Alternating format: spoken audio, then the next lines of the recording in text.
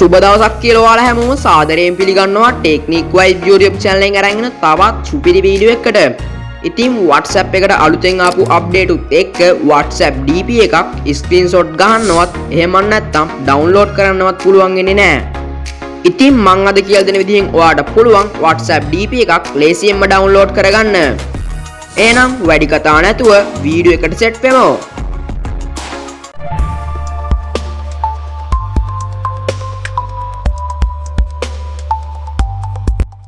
හරියාවුනා මුලින්ම කරන්න ඕනේ ඔයාගේ Google browser එක මෙන්න මේ විදිහට open කරගන්න එක.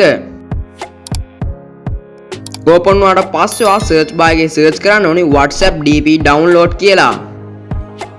ඊට පස්සේ ඔයාට බලා ගන්න පුළුවන් මෙන්න මේ උඩින්ම තියෙන link එක. අන්න ඒක ඔයා මෙන්න මේ විදිහට open කරගන්න ඕනේ.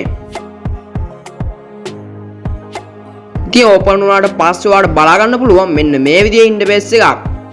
හරි ඉතින් දැන් ඔයාලට කරන්න තියෙන්නේ මෙන්න මේ කොඩිය උඩ ටච් කරලා මෙතනින් country එකක් සිලෙක්ට් කරගන්න එක. ඉතින් මෙතනදී ඔයා ශ්‍රී ලංකාව සිලෙක්ට් කරගන්න ඕනේ. ඉතින් මෙතනදී ඔයාලට වෙනත් රටක ඉන්න කෙනෙක්ගේ උනා DP එකක් ඩවුන්ලෝඩ් කරගන්න පුළුවන්.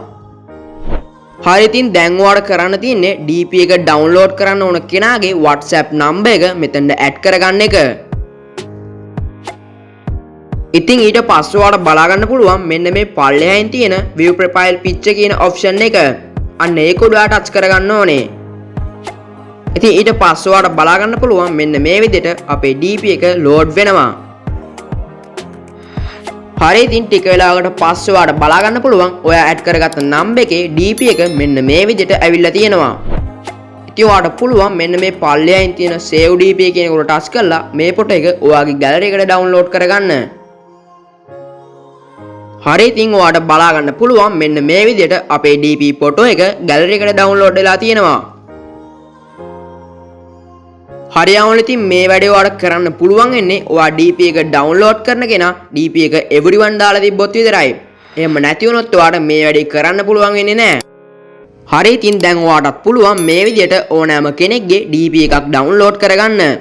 ඉතින් වීඩියෝ එක හොඳයි කියලා හිතනවා නම් වීඩියෝ එකට ලයික් එකක් දාගෙන තවත් යාළුවෙකුට බලන්න මේ වීඩියෝ එක ෂෙයා කරන්න.